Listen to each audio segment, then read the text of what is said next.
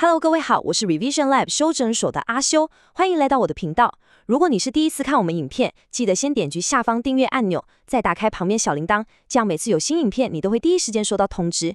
也帮我按个赞，让 YouTube 知道你喜欢这种类型的内容，谢谢大家。我们现在正式开始。好，我们马上进入今天的主题。荧幕上这个数字1.03兆美金，你猜这是什么？这可不是哪个国家的 GDP 哦，这是全球反诈骗联盟统计出来，全世界的诈骗集团光是一年就从我们口袋里骗走的钱是兆美金。1.03兆美金到底是什么概念？我们拿台湾来比。台湾2300万人，大家辛辛苦苦工作一整年，创造出来的全年 GDP 大约是7900亿美金。也就是说，现在地球上存在一个你看不见的诈骗帝国，它一年的产值居然比整个台湾还高出30%，真的很夸张，对吧？所以今天我们就要来当一次侦探，彻底拆解这个庞大的犯罪帝国。从最新的 AI 诈骗手法，到他们堪比竹科的经营模式，再谈到台湾在其中扮演的尴尬角色，以及最重要的，我们普通人到底该如何自保。内容会很硬核，请大家跟进了。好，我们先从一个你我都可能遇过的场景开始。妈，我手机掉到水里坏了，先用朋友的 LINE 打给你，现在急需一笔钱缴学费，账号给你，先帮我汇5万块。这种讯息是不是超级熟悉？过去我们警察爸爸妈妈教我们的防诈第一课就是直接打电话过去确认，对方只要说他不方便讲电话，不敢跟你视讯，那基本上99.9%就可以判定是诈骗，因为声音跟影像是没办法骗人的，对吧？这招过去真的很有用，但现在呢，情况完全不一样了。没错，你真的没听错。现在的诈骗集团不但敢跟你讲电话，他甚至还会主动要求跟你视讯，因为 AI Deepfake 技术已经让眼见为凭这句话彻底宣告破产。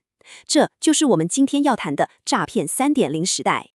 重点来了，台湾最近就有个真实案例，一位60几岁的银行 VIP 阿姨被骗了整整9000万台币。诈骗集团假冒检警，阿姨一开始也半信半疑，结果对方直接说：“我知道你不信，不然我们开视讯，你亲自确认。”视讯一开，阿姨真的看到一个穿着警察制服的人，背景就是警察局，后面还有人在走动办案。各位，换作是你，你要怎么防？你以为只有影像能造假吗？更可怕的是声音。你现在在脸书、IG、抖音上看到的任何一段影片，只要有你的声音出现，哪怕只有短短的5秒钟，就非常足够了。只要5秒的音档，AI 就能完美复制你的声线、语气，让他讲出任何诈骗集团想要的台词。所以当你接到儿子的视讯电话，用他本人的脸、本人的声音跟你求救，你怎么分辨？这就是诈骗3.0最恐怖的地方，它攻击的是我们最底层的信任感。接下来这点超级重要，诈骗集团所知能动用 AI 这种高科技，就是因为它真的太好赚了。根据联合国的报告，网络诈骗现在已经是全球第2大的黑色产业，规模甚至快要超过传统的毒品交易了。为什么？因为风险跟报酬完全不成正比。而支撑这个庞大产业的，已经不是你想象中那种躲在破旧公寓里的小猫2-3只，而是一个个堪比科技园区的诈骗园区。主要就分布在东南亚，像是柬埔寨的西港、缅甸的 KK 园区这些地方。这些园区里面根本就是一个独立的小型城市，有超市，有饭店，有 KTV， 完全自给自足。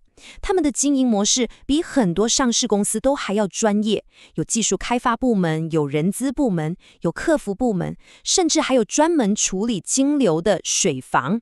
他们甚至把诈骗做成 SEAS， 也就是软体订阅服务，让下游的小集团也能租用他们的工具，大幅降低了犯罪门槛。你可能会想，这么大规模的园区，难道当地政府都瞎了吗？我们看数据，光是在柬埔寨，网络诈骗的年产值就高达125亿美金，将近是他们国家 GDP 的1/4。当一个犯罪产业大到可以动摇国本，甚至跟当地军阀、政治势力有共生关系时，你觉得他们会怎么做？这就带出了我们最核心的问题。既然都知道他们在哪里，知道他们怎么运作，为什么各国政府就是拿他们没办法，好像永远都抓不完？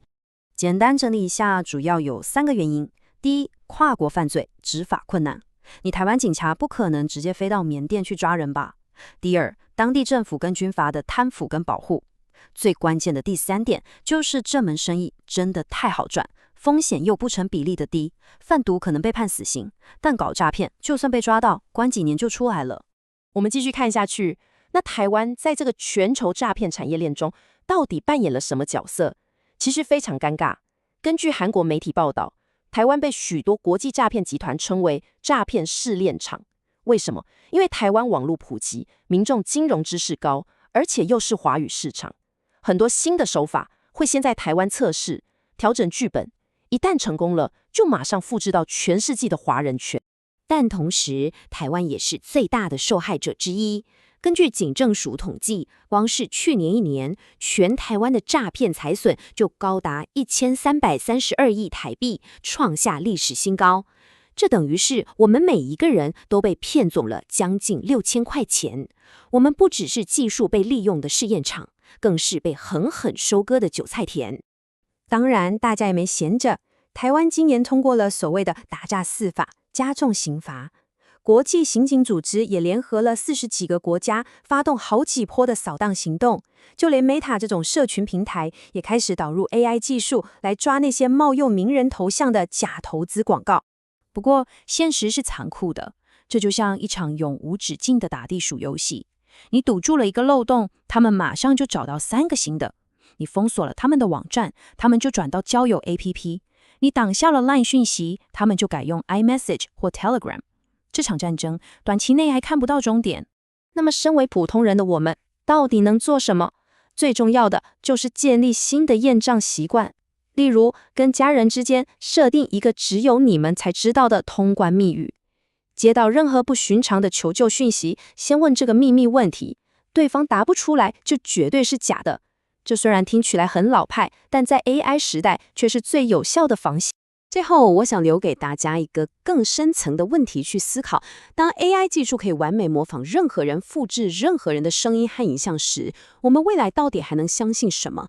这不仅仅是防诈骗，这更是对整个社会信任体系的巨大挑战。